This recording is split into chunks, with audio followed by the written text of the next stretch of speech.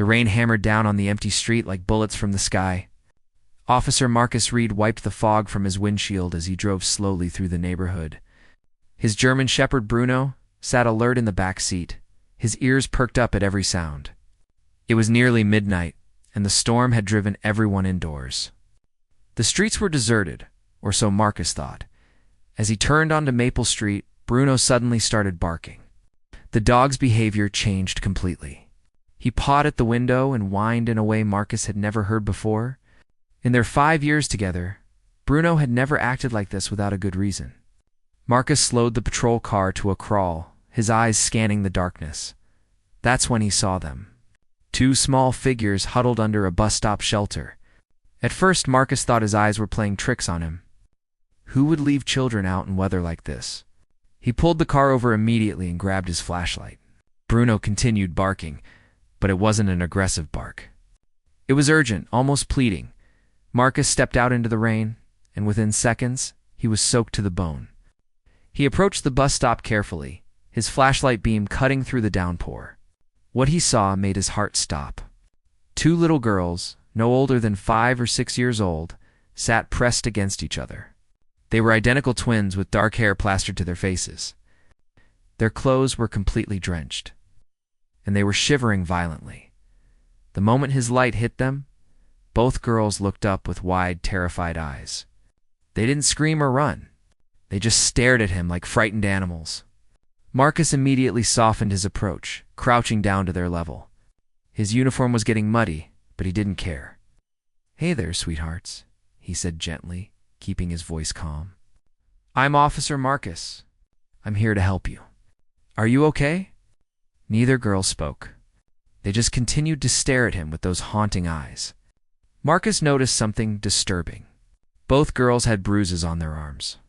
Their lips were turning blue from the cold, and one of them was coughing badly. He knew he needed to get them warm immediately. "I have a nice warm car right there," Marcus said, pointing to his patrol vehicle. "And I have a dog named Bruno who really wants to meet you. Would you like to come with me where it's dry?" Still no response. The girls looked at each other, seeming to communicate without words. Finally, the one on the left gave a tiny nod. Marcus felt a wave of relief. He slowly extended his hand, and after a moment's hesitation, one of the girls took it. Her hand was ice cold and tiny in his large palm. The other girl grabbed her sister's other hand, and together, they stood up. Marcus guided them quickly to his car and opened the back door. Bruno immediately moved forward, but not aggressively. The dog seemed to understand the situation. He lay down and wagged his tail slowly. To Marcus's surprise, both girls climbed in without fear. One of them even reached out to touch Bruno's wet fur. Once they were inside, Marcus cranked up the heat and grabbed the emergency blankets he kept in the trunk. He wrapped both girls carefully, tucking the blankets around their small bodies. They sat close together, still not speaking, but the shivering began to slow. "Can you tell me your names?" Marcus asked gently, turning in his seat to face them. The girl on the left whispered something so quietly that Marcus almost didn't hear it. "Emma. I'm Emma," she repeated, slightly louder. "This is Lily."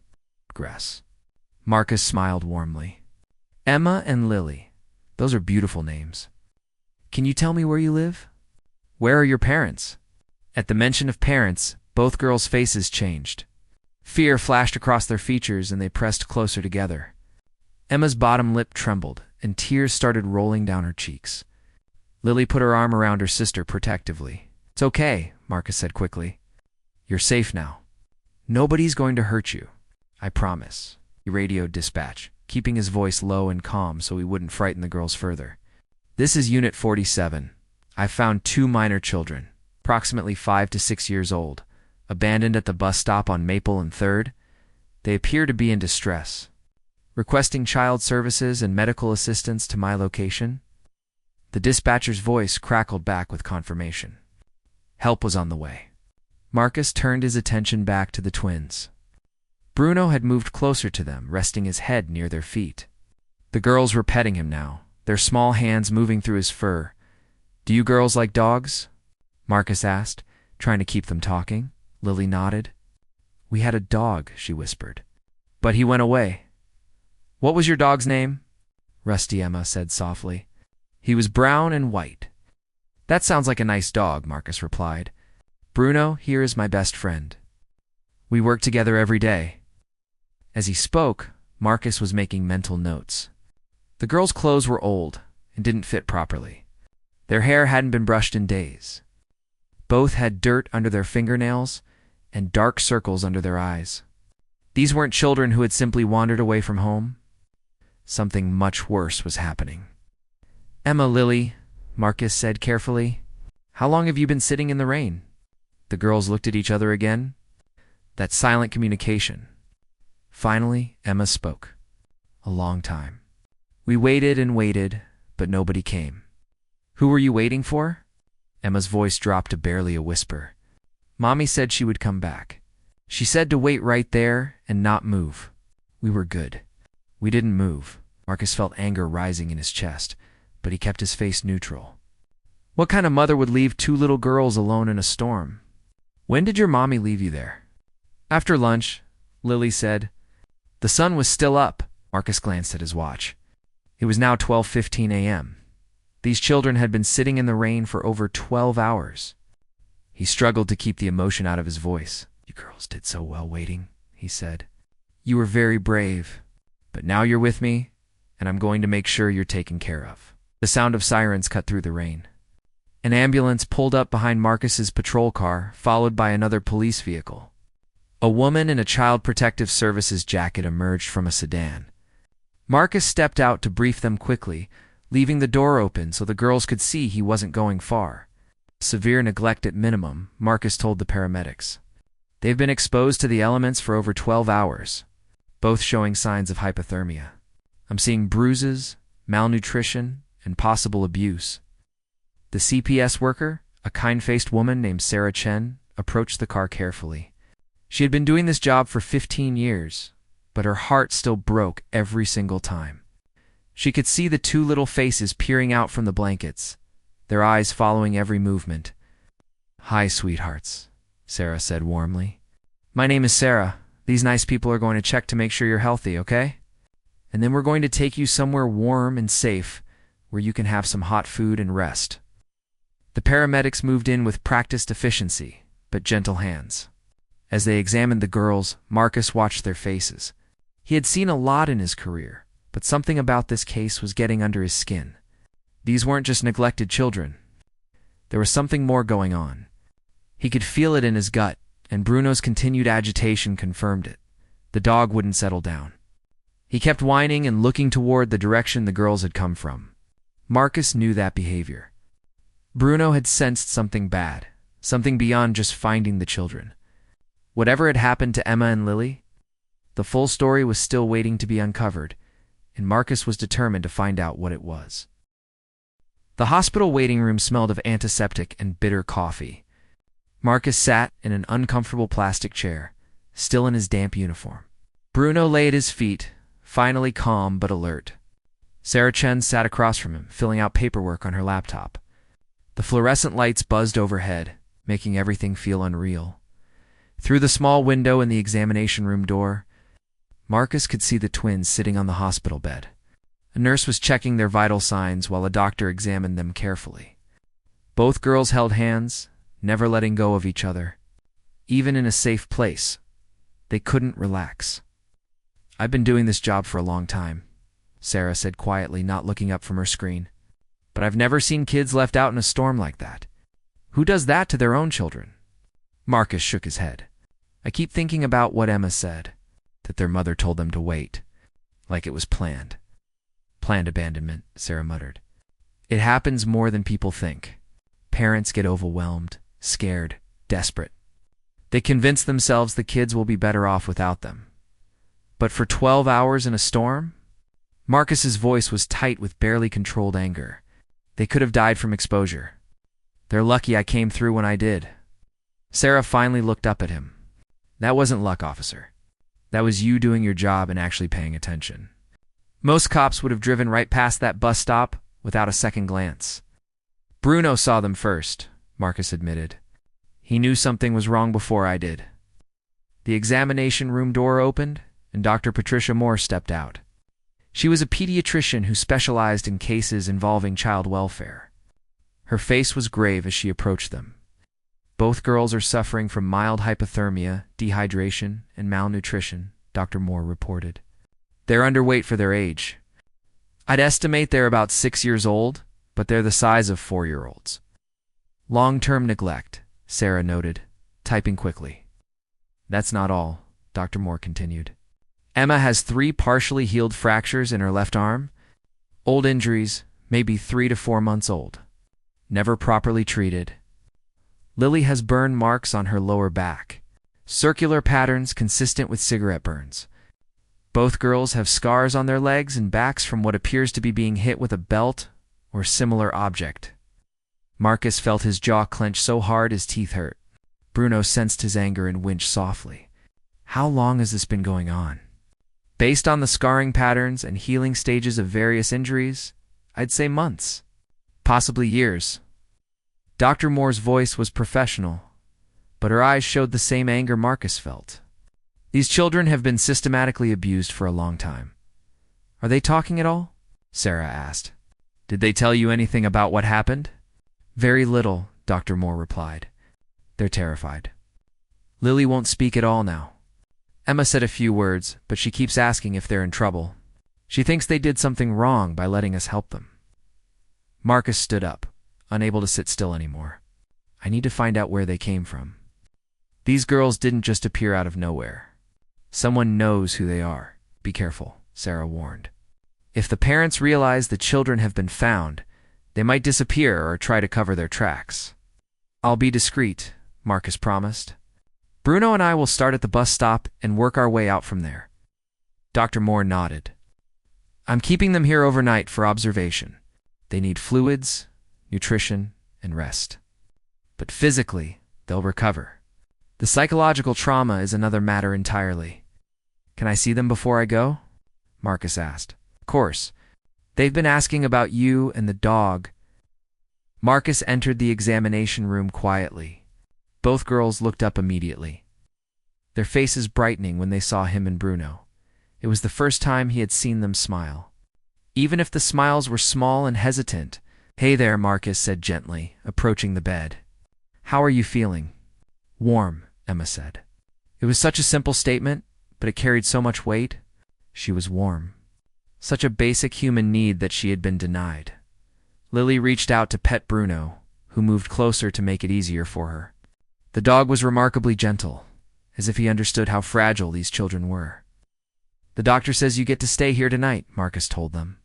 You'll have soft beds, warm blankets, and all the food you want.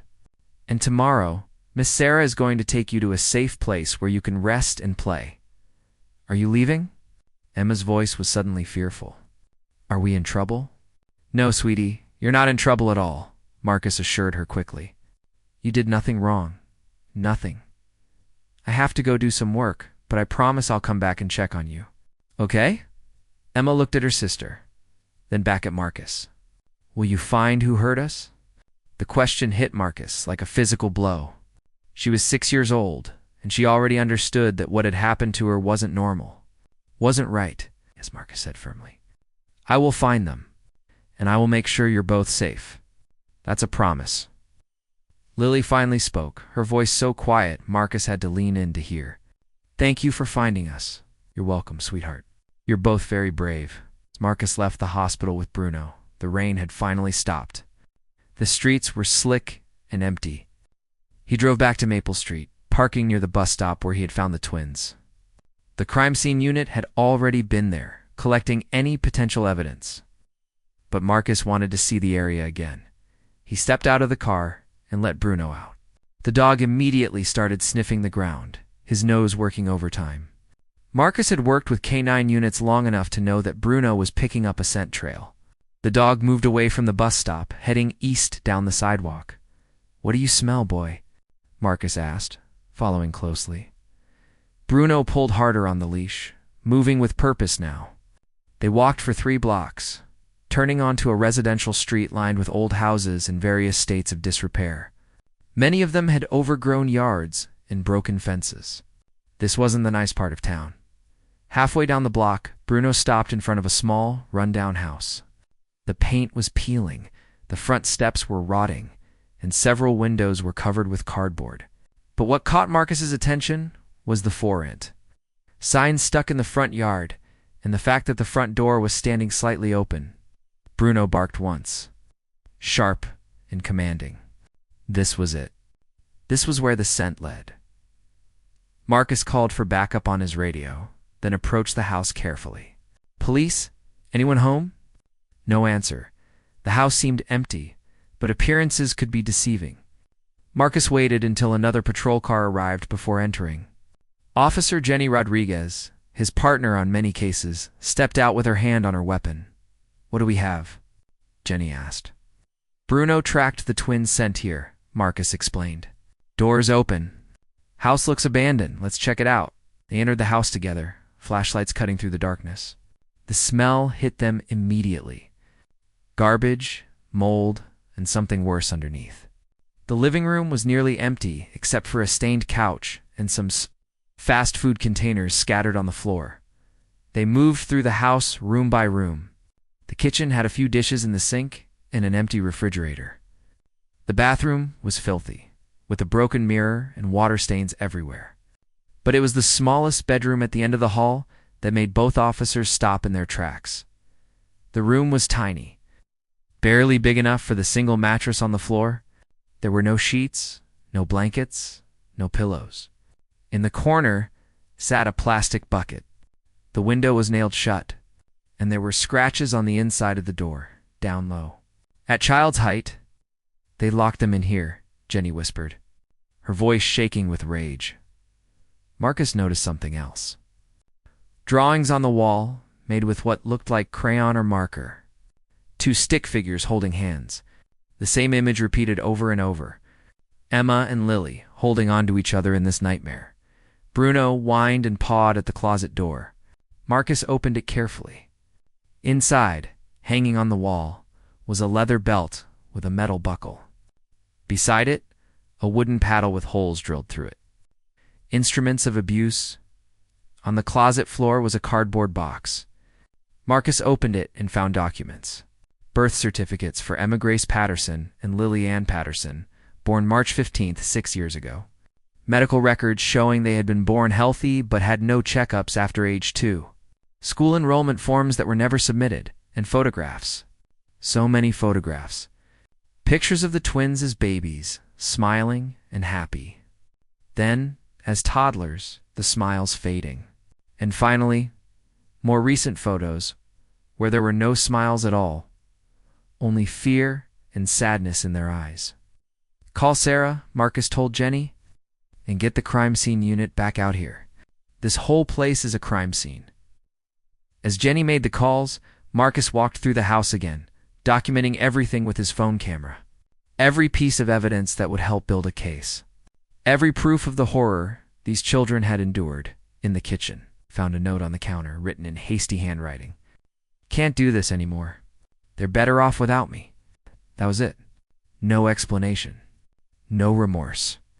Just abandonment of two helpless children. Marcus thought about Emma and Lily, sitting in the rain for 12 hours waiting for a mother who was never coming back. A mother who had hurt them, starved them, and finally threw them away like garbage. But they had survived.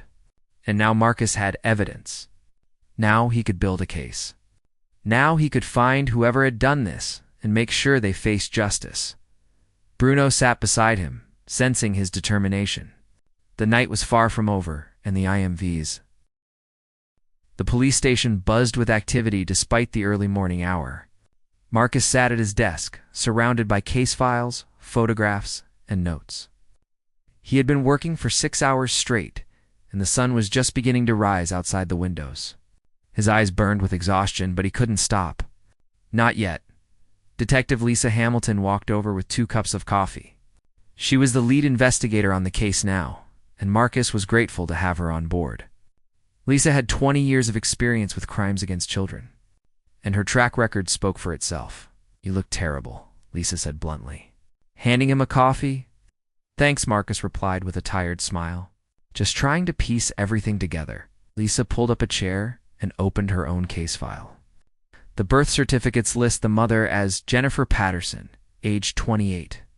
No father listed on either certificate. I ran her through the system.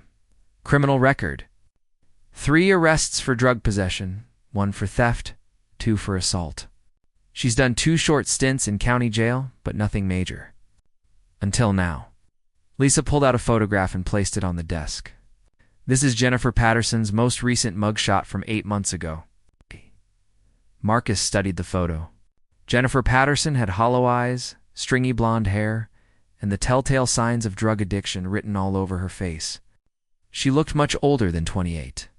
He tried to see Emma and Lily in her features, but it was difficult to imagine this woman as anyone's mother. Where is she now? Marcus asked. That's the million-dollar question, Lisa replied. She's in the wind. The landlord at the house on Maple Street says she stopped paying rent 3 months ago. He was planning to start eviction proceedings, but she disappeared before he could serve the papers. No credit card activity, no phone records, nothing. She planned this, Marcus said. That note we found wasn't a spur-of-the-moment decision. She knew she was leaving those girls. The neighbors told me some interesting things, Lisa continued, flipping through her notes. Mrs. Rodriguez from next door said she rarely saw the children outside. When she did see them, they always looked dirty and scared. She said she heard crying and screaming from the house often, especially at night. Did anyone call the police? Child services? Lisa's expression darkened. One neighbor called twice, actually. A man named Thomas Chen. He reported suspected child abuse both times. CPS investigated, but Jennifer Patterson wasn't home during either visit. The case was marked as unsubstantiated and closed. Marcus felt a wave of frustration. The system had failed Emma and Lily. People had tried to help, but the bureaucracy had let them slip through the cracks. What about the girl's father? Marcus asked. Any leads there? That's where it gets complicated, Lisa said. According to Jennifer's mother, the father is a man named Derek Mitchell. He and Jennifer had a relationship about 7 years ago, but he took off when she got pregnant. Didn't want kids, apparently? Has anyone contacted him? I have someone tracking him down now. But here's the thing. Jennifer's mother, Barbara Patterson, she's got some things to say. Lisa pulled out her phone and played an audio recording. An older woman's voice, rough from years of smoking, filled the air. Jennifer was always troubled, Barbara's voice said. Even as a child, she had problems. Anger issues, couldn't hold down a job, got into drugs when she was 16. I tried to help her when she got pregnant with the twins, but she wouldn't listen to me. Wouldn't let me see the babies after they were born. Said I was too controlling. When was the last time you saw your granddaughters? Lisa's voice asked on the recording. Maybe 4 years ago. They were just babies then. So tiny and sweet. I kept trying to reach out, but Jennifer kept moving around, changing her number. I thought maybe she'd gotten clean, gotten her life together. I never imagined Barbara's voice broke. I never imagined she'd do something like this. The recording ended. Marcus sat back in his chair, processing the information. Does Barbara want custody? She says she does, but she's 65, living on Social Security, and has her own health problems. Heart disease, diabetes. CPS is evaluating her, but it's not looking promising. So what happens to Emma and Lily? Foster care, most likely. Sarah Chen is working on finding a good placement. The girls need specialized care, therapy, stability.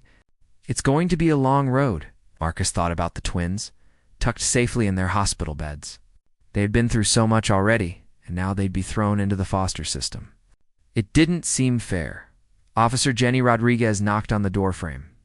Marcus, Lisa, we got something. A woman just walked into the station. Says she has information about Jennifer Patterson. The woman waiting in the interview room was in her 40s, wearing a waitress uniform from a local diner. Her name tag read Carol. She looked nervous, her hands fidgeting with a napkin. Thank you for coming in, Lisa said, as she and Marcus sat down across from Carol. You said you have information about Jennifer Patterson? Carol nodded quickly. I work at Joe's Diner on 5th Street. Jennifer used to come in a lot, maybe 6 months ago. She'd order just coffee and sit for hours. Sometimes she'd bring the twins with her. What were the children like? Marcus asked gently. Quiet. Too quiet, you know? They never talked, never played, never asked for anything. They just sat there while Jennifer ignored them and talked on her phone. Carol's eyes filled with tears. One time one of the little girls, I don't know if it was Emma or Lily Shea, spilled some water. Just an accident. And Jennifer grabbed her arm so hard, I saw bruises forming right there. She hissed something at the child and the poor baby just froze. Did you report it? Lisa asked. Carol looked ashamed. I should have. I know I should have. But I was scared. Jennifer had these friends who came around sometimes. Rough-looking people? Drug dealers, I think. I didn't want trouble. What made you come forward now? I saw the news this morning about 2 twins being found abandoned in the rain. And I just knew. I knew it was them. Those poor babies. Carol wiped her eyes. I've been carrying the guilt of not helping them for months. When I saw they were finally safe, I had to tell you what I know. Do you know where Jennifer might have gone? Marcus leaned forward. I heard her talking on the phone one time, maybe 2 months ago. She said something about going to her cousin's place in Nevada. Las Vegas, I think. She said she needed a fresh start. Lisa made a note. Do you know the cousin's name? Something with a T. Tina Tara.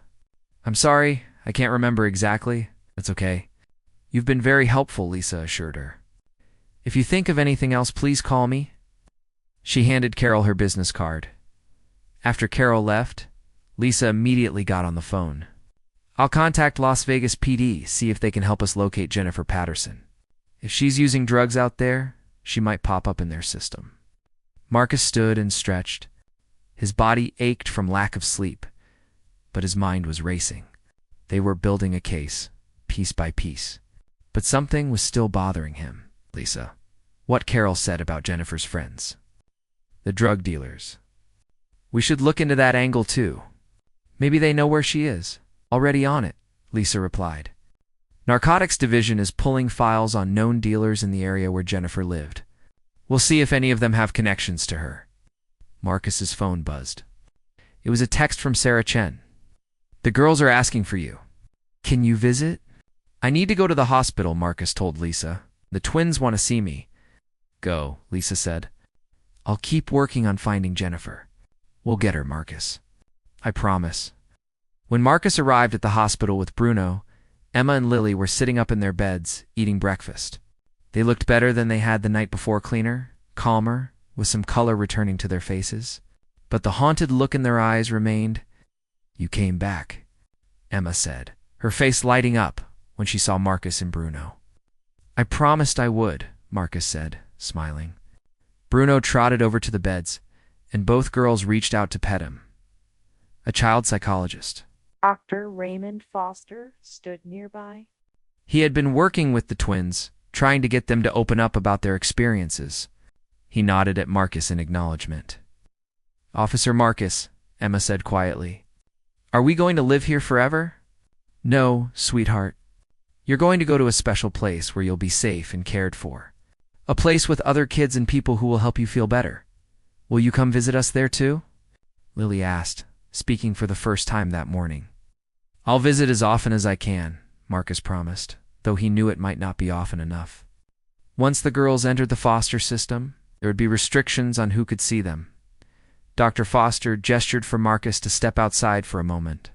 In the hallway, the psychologist's expression was serious. The girls are severely traumatized, Dr. Foster said quietly. They've been conditioned to expect pain, to stay silent, to make themselves invisible. The fact that they're talking to you at all is remarkable. You've become a safe person for them in a very short time. What will happen to them now? They need intensive therapy, probably for years. They'll need to learn that the world can be safe, that adults can be trusted, that they deserve love and care. It's going to be a long journey. Dr. Foster paused, but they're resilient. Children often are. With the right support, they can heal. Marcus looked back through the window at Emma and Lily, playing gently with Bruno.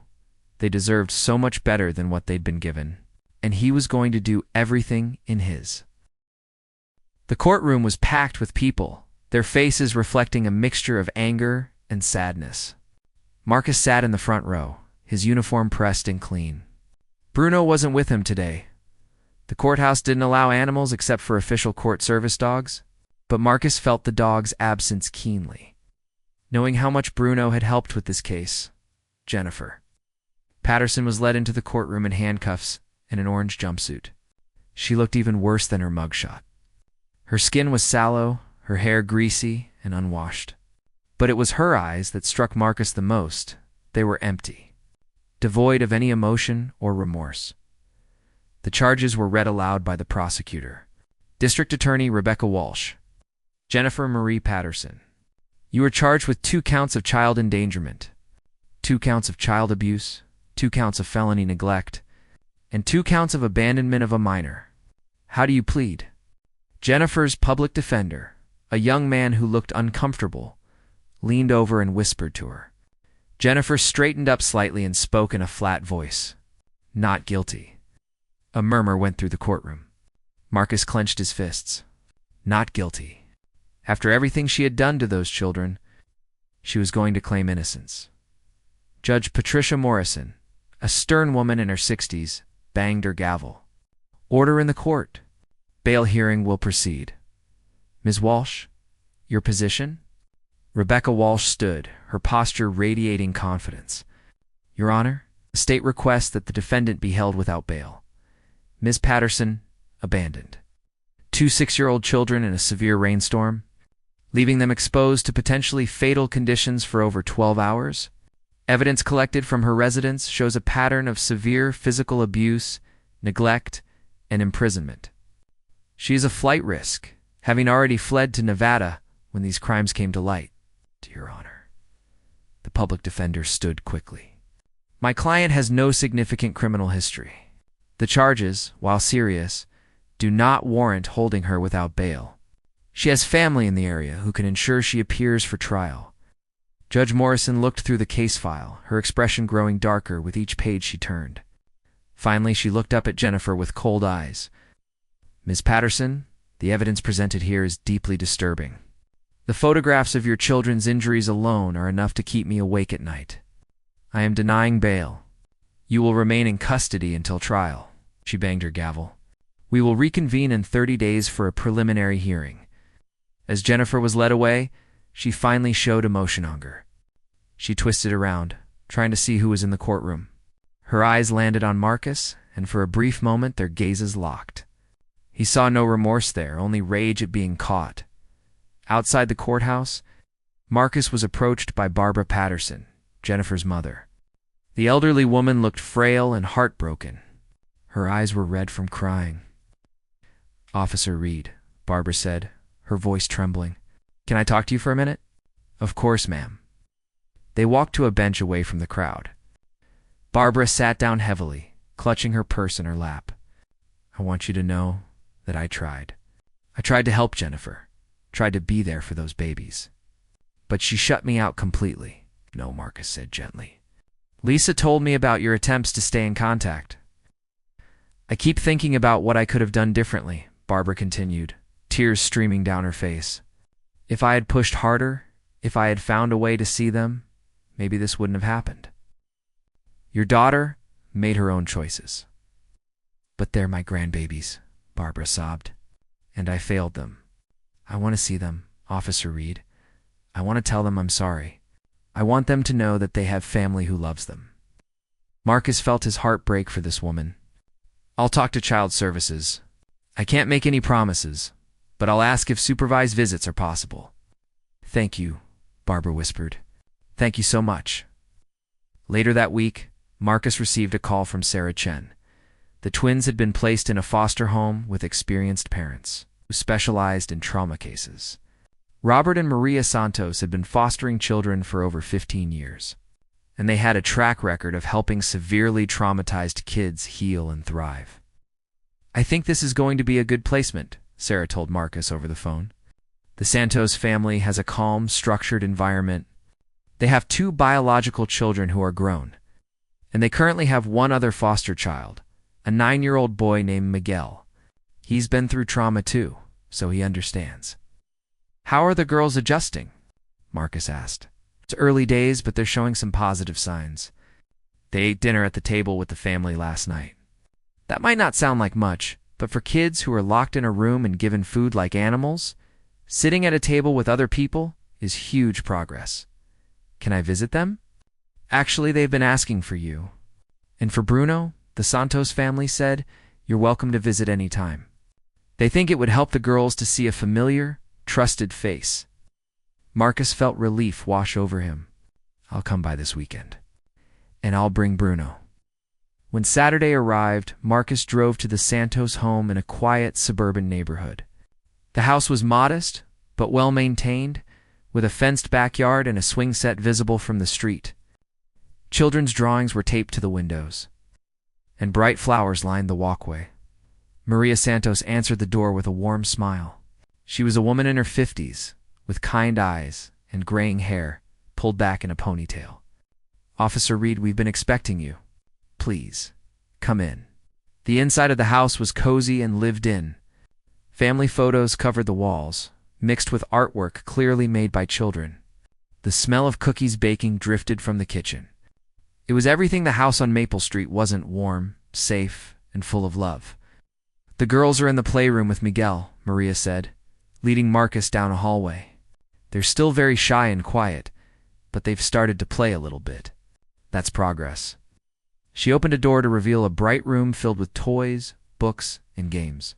Emma and Lily sat on the floor with a dark-haired boy who was showing them how to build something with blocks. When Emma saw Marcus and Bruno, her face transformed. Officer Marcus, she cried, jumping up and running to him. Lily followed close behind, and both girls wrapped their arms around Bruno, burying their faces in his fur. Hey there, girls, Marcus said, his voice thick with emotion. I've missed you. How are you doing? We have our own beds, Emma said, her eyes wide with wonder, with blankets and pillows that are soft. And we get to eat whenever we're hungry, Lily added. Mrs. Maria makes really good food. Miguel came over, extending his hand politely. I'm Miguel. I've been helping Emma and Lily learn the house rules. They're doing really good. Marcus shook the boy's hand, impressed by his maturity. That's very kind of you, Miguel. Robert Santos appeared in the doorway. He was a tall man with a gentle demeanor and a ready smile. Officer Reed, thank you for coming. These girls talk about you and Bruno every day. You made a real impact on them. It made an impact on me too, Marcus admitted. For the next hour, Marcus watched as Emma and Lily slowly opened up. They showed him their new clothes, their shared bedroom with matching bedspreads, and the backyard where they were learning to play. Bruno stayed close to them the whole time, patient and gentle. At one point, Emma took Marcus's hand and led him to a quiet corner. Her expression turned serious. Officer Marcus, is our mommy going to come back? It was the question Marcus had been dreading. Your mommy is in a place where she can't hurt you anymore. She's going to stay there for a long time, good Emma said firmly. Then her face crumpled. But I still miss her sometimes. Is that bad? Marcus knelt down to her level. No, sweetheart, that's not bad at all. She's your mommy, and it's okay to have confusing feelings about her. You can miss her and still be glad you're safe. Both things can be true. Dr. Ray says that too, Emma said, referring to Dr. Foster, who was conducting their therapy sessions. He says feelings are complicated. Dr. Ray is right. When it was time to leave, both girls hugged Marcus tightly. Will you come back? Lily asked. I promise, Marcus said. I'll come visit as often as I can, and I'll bring Bruno every time. As Marcus drove away, he felt a mixture of emotions. Relief that the girls were in good hands, sadness for what they had endured, and determination to see justice served. The preliminary hearing came faster than expected. New evidence had been uncovered that made the case even stronger. Detective Lisa Hamilton had done exceptional work, interviewing dozens of people who had interacted with Jennifer Patterson over the years. We found Jennifer's dealer, Lisa told Marcus the day before the hearing. A guy named Travis Moore. He's willing to testify in exchange for a reduced sentence on his own charges. He says Jennifer would trade anything for drugs, including leaving her kids alone for days at a time. Days. Marcus felt sick. According to Travis, there were times when the twins were locked in that bedroom for 72 hours straight, with nothing but a bucket of water and some crackers. He said he told Jennifer she was crazy, but she didn't care. She was too far gone. The preliminary hearing revealed even more horrors. A former neighbor testified that she had seen Jennifer hit the girls with a belt in the front yard. A grocery store clerk testified that Jennifer had been caught trying to shoplift food, and when confronted, she claimed she needed it for her kids. But the clerk never saw children with her. Dr. Moore, the pediatrician, provided detailed medical testimony about. 6 months had passed since that rainy night when Marcus found Emma and Lily huddled at the bus stop. The seasons had changed from late spring to autumn, and the trees lining the Santos family's street were painted in brilliant shades of orange and gold. Marcus parked his patrol car in front of the house, and Bruno immediately perked up, knowing exactly where they were. The transformation in the twins had been remarkable. When Marcus walked into the house, Maria greeted him with her usual warm smile and a cup of coffee. Through the kitchen window, he could see Emma and Lily playing in the backyard with Miguel. They were running around, actually running and laughing, something that would have been unthinkable 6 months ago. "Look at them," Maria said, standing beside Marcus at the window. "When they first came here, they barely moved. They would sit in one spot for hours, afraid to take up space. Now look, Emma was chasing Miguel around the swing set, her dark hair flying behind her. Lily was collecting colorful leaves, examining each one carefully before adding it to her pile. They were still thin, still smaller than other 6-year-olds, but they looked healthy. Their eyes sparkled with something that had been missing before hope. How's the adoption process going?" Marcus asked.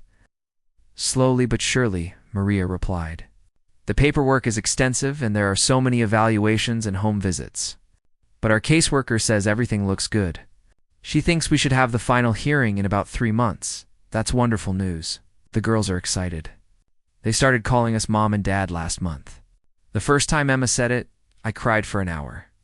Maria wiped at her eyes, getting emotional just remembering it. "Robert and I never thought we'd be parents to young children again at our age, but these girls needed us, and we needed them." Bruno scratched at the back door, eager to join the children. Marcus let him out, and the dog bounded into the yard. Emma and Lily immediately abandoned their activities to shower Bruno with affection, wrapping their arms around his neck and giggling as he licked their faces. "They love that dog almost as much as they love you," Maria observed. "The feeling is mutual," Marcus said. "Bruno knew something was wrong that night before I did. It's like he could sense their suffering." Miguel came running up to the door, slightly out of breath. "Officer Marcus, can you stay for lunch? We're making tacos." "I'd love to," Marcus replied. Lunch around the Santos family table was a noisy, joyful affair. Emma and Lily talked over each other, telling Marcus about their week. They had started attending a specialized school for children with trauma backgrounds, where the teachers understood their needs. Emma proudly showed Marcus a drawing she had made in art class, a picture of a house with 5 stick figures out front and a dog. "This is our family," Emma explained, pointing to each figure. "That's Dad, that's Mom, that's Miguel, that's me and Lily, and that's Bruno. It's beautiful," Marcus said, genuinely moved. 6 months ago, Emma's drawings had been dark and fearful. Now she was drawing families and homes and happiness. Lily was quieter as always, but she had started talking more. She told Marcus about a book she was reading in class, stumbling over some of the words but determined to finish her story. Robert encouraged her gently, helping with the difficult parts. After lunch, while the kids played a board game in the living room, Robert pulled Marcus aside onto the front porch.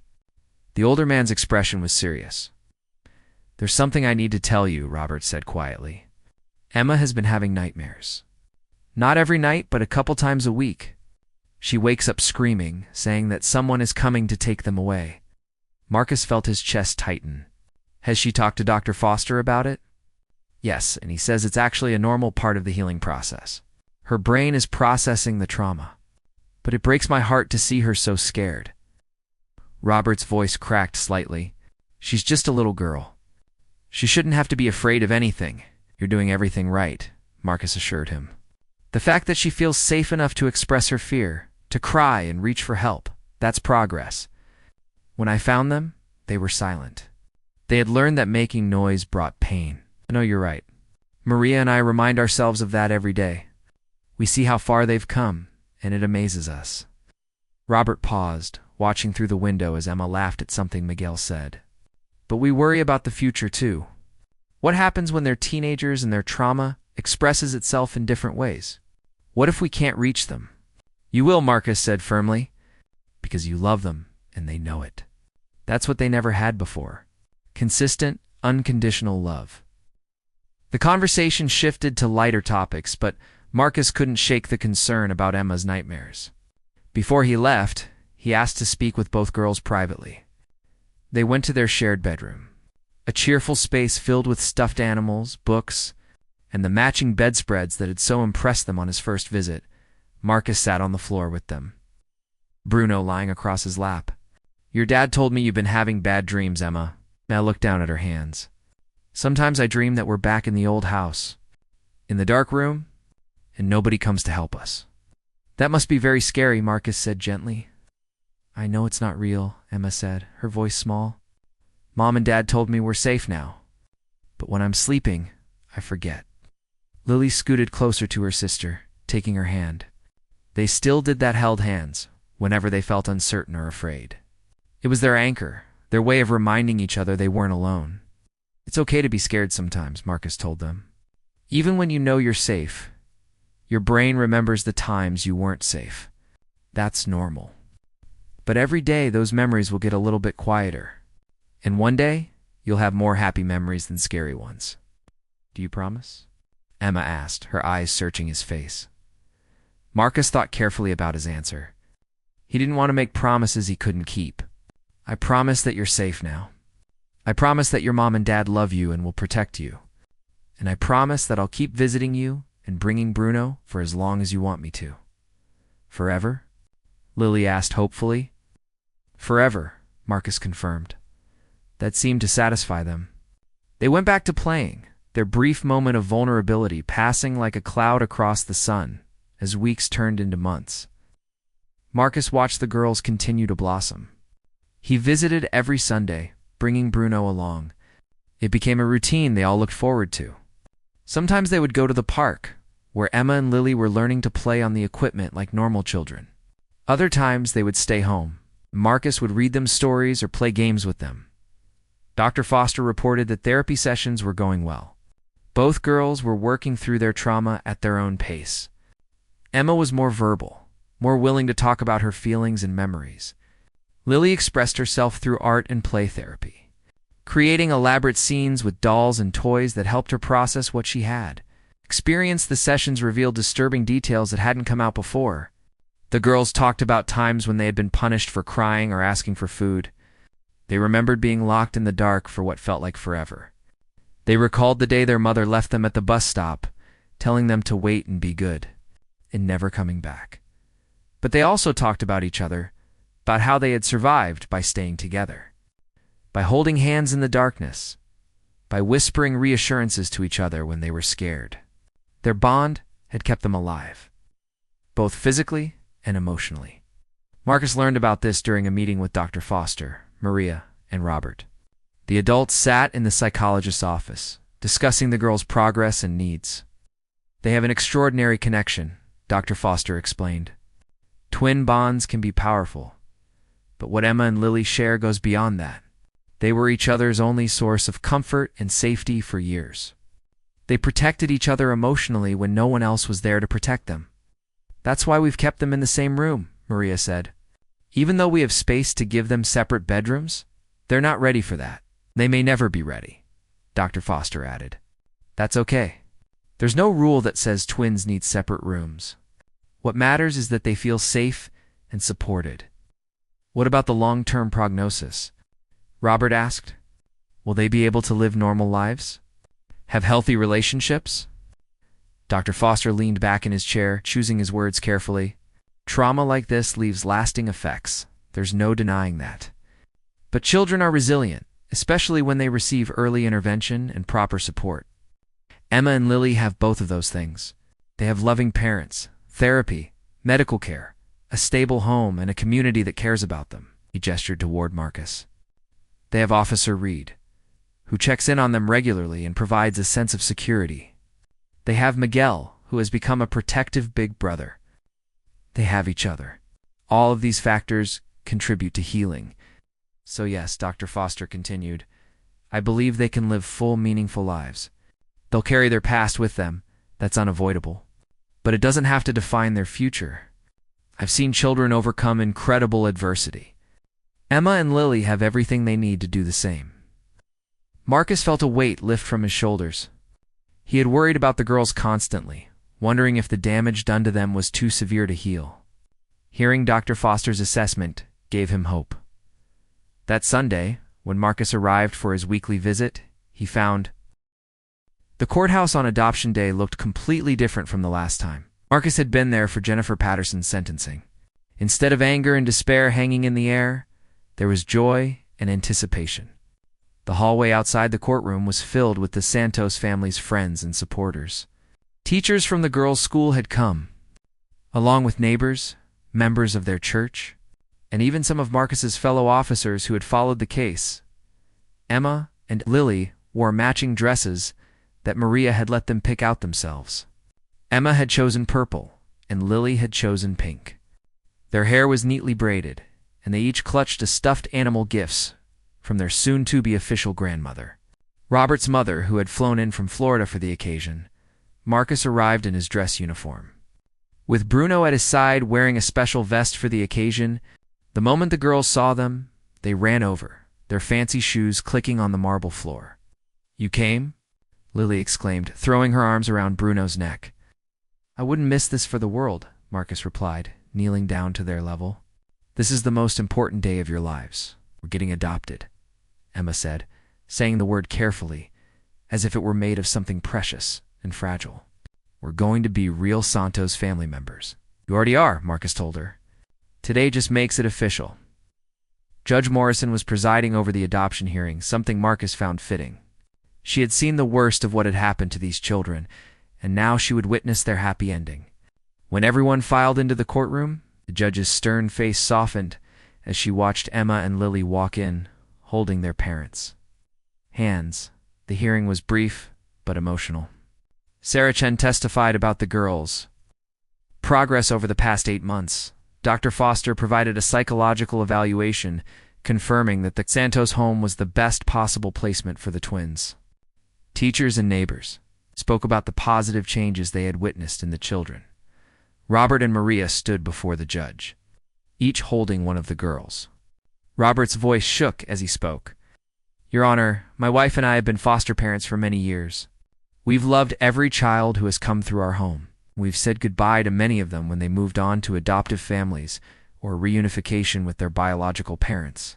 Each goodbye hurt, but we understood it was part of the process. He looked down at Emma, who was holding his hand tightly. But from the moment these girls entered our home, we knew they were meant to stay. They've taught us about courage, about resilience, about the incredible capacity of children to heal when given love and safety. We don't want to let them go. We want to be there forever, family, Maria continued, her eyes glistening with tears. Emma and Lily have changed our lives. They've reminded us why we became foster parents in the first place, to provide a safe harbor for children in the storm. But they've become so much more than foster children. They're our daughters, our family, our hearts. We love them unconditionally, and we promise to protect them, nurture them, and support them for the rest of our lives. Judge Morrison looked at the twins. Emma, Lily, do you understand what's happening today? Both girls nodded.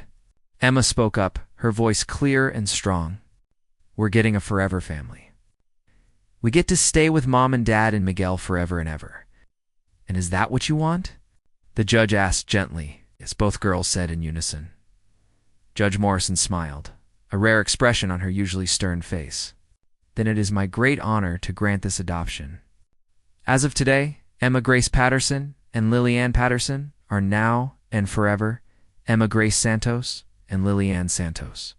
Congratulations to the entire Santos family. She banged her gavel, and the courtroom erupted in applause and cheers. Emma and Lily were crying, Maria and Robert were crying, Miguel was crying, and Marcus found himself wiping his eyes too. Bruno barked once, as if adding his own congratulations. The celebration continued outside the courthouse, where someone had brought cupcakes and juice boxes. Emma and Lily were surrounded by well-wishers, people who had followed their story and were genuinely happy to see them find a permanent home. Barbara Patterson was there too, standing at the edge of the crowd. Marcus watched as she approached Maria hesitantly. The two women had met several times over the past few months during supervised visits with the girls. It had been difficult at first. Barbara carried enormous guilt about her daughter's actions, while Maria was protective of her new daughters, but they had worked through it with the help of a family therapist. Barbara wasn't responsible for what Jennifer had done, and the girls deserved to know their grandmother. Slowly, carefully, they had built a relationship. "Congratulations," Barbara said to Maria, her voice thick with emotion. "You've given my granddaughters the life I always wanted for them. I can't thank you enough." "They're wonderful girls," Maria replied warmly, "and they need all the family love they can get." "You're always welcome in our home, Barbara." Emma and Lily ran over to their grandmother, still holding their stuffed animals. "Grandma, did you see? We got adopted," Emma said excitedly. "I saw, sweetheart. I'm so happy for you both." Barbara knelt down, pulling the girls into a gentle hug. "You deserve all the happiness in the world." Marcus observed this scene with satisfaction. This was how it should be, a family coming together to support these children, to give them the love and stability they had been denied for so long. Detective Lisa Hamilton approached Marcus, offering him a cupcake. "Hard to believe this is the same case we started 8 months ago. Those scared, silent little girls at the hospital, look at them now. They've come a long way," Marcus agreed. Watching as Emma laughed at something Miguel said, "But you know, I've been working these kinds of cases for 2 decades, Lisa said thoughtfully. "And most of them don't end like this. Most kids who experience that level of trauma spend years bouncing through the system, never finding stability. Emma and Lily are the lucky ones." "I know," Marcus said quietly. "I think about that a lot. How many other kids are out there right now, suffering in silence?" "Too many," Lisa acknowledged. "But we saved these 2. That has to count for something." Later that afternoon, the Santos family hosted a celebration at their home. The house was packed with people. The backyard had been transformed with decorations and a banner reading "Welcome Home Forever. Emma and Lily Santos." Marcus found a quiet moment with Robert in the kitchen while the party continued outside. The older man was making more lemonade, his movements practiced and calm. "Do you know," Robert said, "when Maria and I first started fostering, we thought we were going to save these kids, give them a better life. But the truth is they saved us. After our kids grew up and moved away, we felt lost. Fostering gave us purpose again." "You've made an incredible difference in so many lives," Marcus said. "Maybe, but Emma and Lily, they're special. I know every parent thinks their kids are special, but these girls have something extraordinary. After everything they went through, they still have hope. They still believe in goodness. That takes a strength most adults don't have." Through the window, they could see the girls playing with Bruno, their laughter carrying on the breeze. They looked like any other happy children at a birthday party, with no outward signs of the trauma they carried inside. "Do you ever worry about the future?" Marcus asked. "About triggers or setbacks?" "Every day," Robert admitted. "But worrying doesn't help them. What helps is being present, being consistent, being loving. We take it one day at a time. Some days our heart Emma has nightmares. Lily sometimes shuts down when she's overwhelmed. But we're learning their signals, understanding what they need." He paused, watching his daughters through the window. "The therapist told us that healing isn't linear. There will be good days and bad days, progress and setbacks. Our job isn't to fix them, they're not broken. Our job is to love them through it all." Marcus nodded, impressed by Robert's wisdom and dedication. The Santos family wasn't perfect, but they were exactly what Emma and Lily needed. As the party wound down and guests began to leave, Marcus found himself alone with the twins in their bedroom. They were tired but happy, sitting on their beds with Bruno sprawled between them. "This was the best day ever," Emma said, hugging her stuffed animal. "We have a real family now." "You've always had a real family," Marcus corrected gently. The Santos became your family the day you moved in. Today just made it official with the law, I know, Emma said. But it feels different now. More permanent. Mom said nobody can take us away now. That's right. You're safe, you're loved, and you're exactly where you belong. Lily had been quiet, but now she spoke up.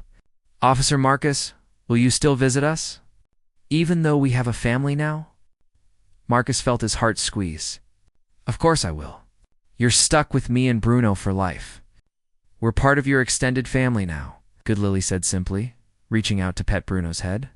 Because we love you. I love you both too, Marcus replied, meaning it with his whole heart. That evening, as Marcus drove home with Bruno snoring softly in the back seat, he thought about the journey that had brought them all to this point. A rainy night, a routine patrol, a dog's instinct, and two little girls who had somehow survived the UNCURVI vehicle. He thought about Jennifer Patterson. Sitting in a prison cell, her parental rights terminated.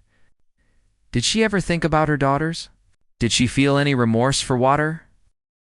3 years had passed since the adoption, and life in the Santos household had settled into a comfortable rhythm.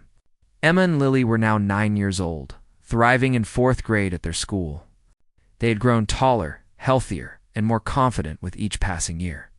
The scared, silent girls Marcus had found in the rain were now vibrant children with distinct personalities and dreams for the future. Marcus still visited every Sunday without fail. It had become a cherished tradition for everyone involved. Bruno was older now, moving a bit slower, but still devoted to the girls who had become such an important part of his life. The moment they pulled up to the Santos house, the old German Shepherd would perk up, his tail wagging with anticipation. On this particular Sunday morning in autumn, Marcus arrived to find the family preparing for something special. Miguel was now 17, applying to colleges, and the house buzzed with excitement about his future. But today was about something else entirely. Maria met Marcus at the door with an unusual expression, pride mixed with nervousness.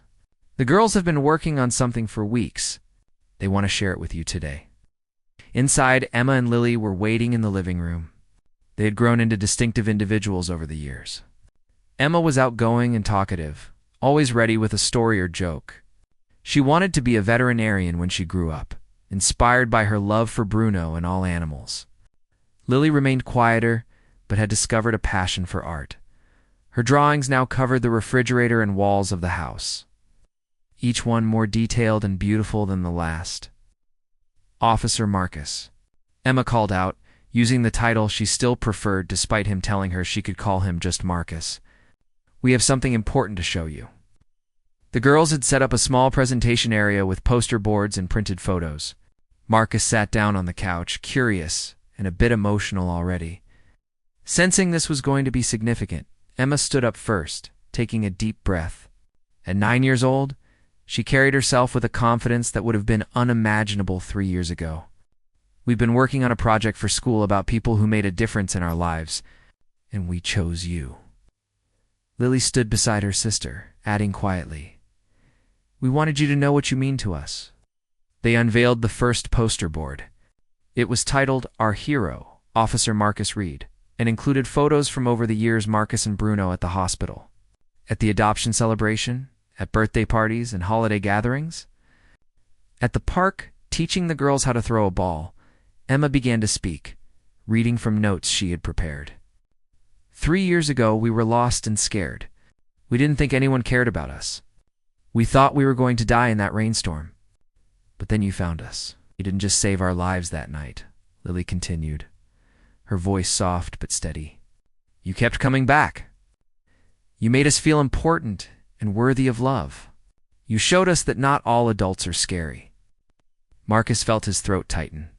Bruno, sensing his emotion, moved closer and rested his head on Marcus's knee. The girls went through each poster board, explaining what different moments had meant to them. There was a drawing Lily had made of that first night, 2 small figures under a bus stop, a police car with lights, and a dog. It was rendered with the skill of a 9-year-old. But the emotion was clear. Another board showed their timeline of healing hospital visits, therapy sessions, first day at their new school, adoption day, and all the Sunday visits in between. Each milestone was marked with a photo and a short description. Dr. Foster says we've made amazing progress, Emma explained. He says that having consistent, caring people in our lives helped us heal faster. You were one of those people, Officer Marcus. You never forgot about us. The final poster board was titled, What We Learned. Both girls stood together to present it. We learned that police officers help people, Emma read. We learned that dogs can be heroes. We learned that families come in all different forms. We learned that bad things can happen to good people, but good people can also help fix the bad things, Lily added. We learned that we're strong. We learned that we deserve to be loved. We learned that our past doesn't have to control our future. By the time they finished, there wasn't a dry eye in the room. Maria and Robert stood in the doorway, holding each other. Miguel wiped his face with his sleeve. And Marcus, tough police officer Marcus Reed, who had seen so much in his career, sat on the couch with tears streaming down his face. Come here, you two, Marcus said, his voice rough with emotion. Emma and Lily rushed into his arms, and he held them close. You girls are the bravest people I've ever met. I'm so proud of the young ladies you've become. We're proud of you too, Emma said against his shoulder. You're our hero. After the presentation, the family moved outside for their usual Sunday activities. Miguel was teaching the girls how to shoot basketball hoops in the driveway. Marcus sat on the porch with Robert, watching them play. They've come so far, Robert observed. Sometimes I have to remind myself of where they started. They're just normal kids now, with normal kid problems, homework, friend drama, wanting to stay up late. It's wonderful. Do they still have difficult days? Marcus asked. Sometimes, Robert admitted. Emma still has nightmares occasionally, maybe once every few months now. Lily gets anxious when there are sudden changes in routine. They both have triggers-raised voices, certain smells, thunderstorms, but they've learned to cope. They know how to ask for help when they need it. Nice. That's incredible progress. It is. And you know what the therapist told us last month? He said they're ready to graduate from weekly therapy to monthly check-ins. They've done the hard work of processing their trauma. Now they just need support as they continue to grow. Maria came out with lemonade and cookies.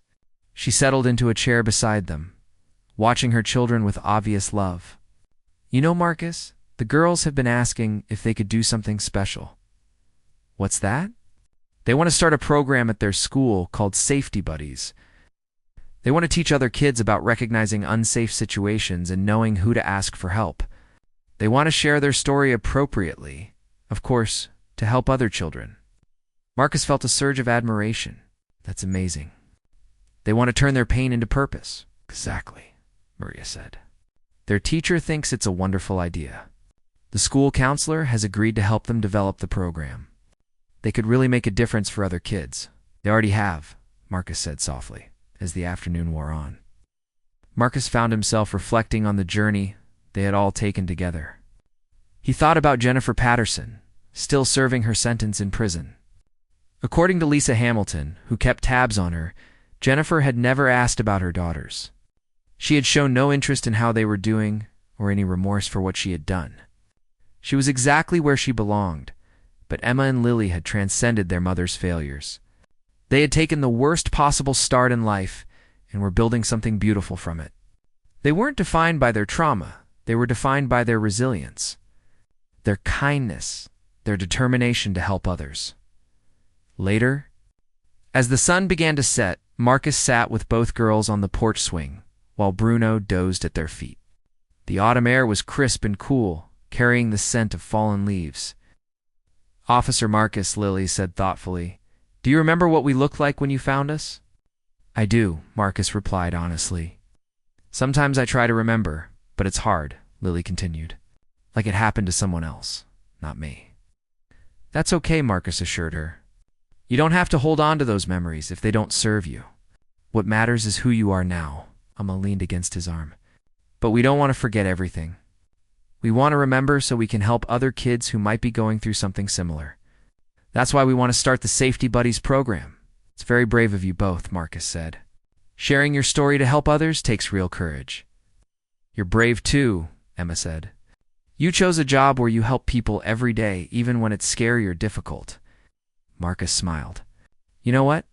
You girls inspired me to do something new.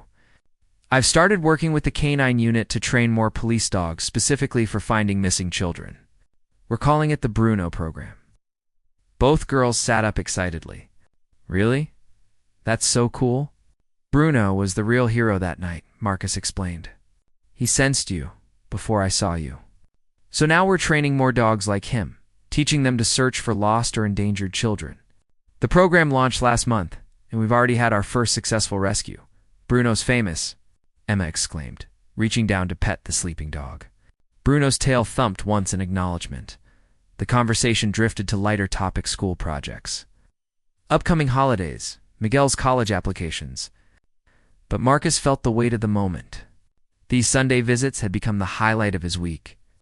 Watching Emma and Lily grow and heal had given his life a deeper meaning than he had ever expected. As darkness fell and it was time for Marcus to leave, both girls hugged him tightly at the door. See you next Sunday? Emma asked, as she did every week. See you next Sunday? Marcus confirmed, as he did every week. I wouldn't miss it. Driving home with Bruno, Marcus thought about the presentation the girls had made. They had called him their hero, but the truth was more complex. They were heroes to survivors who had not only endured but thrived. Robert and Maria were her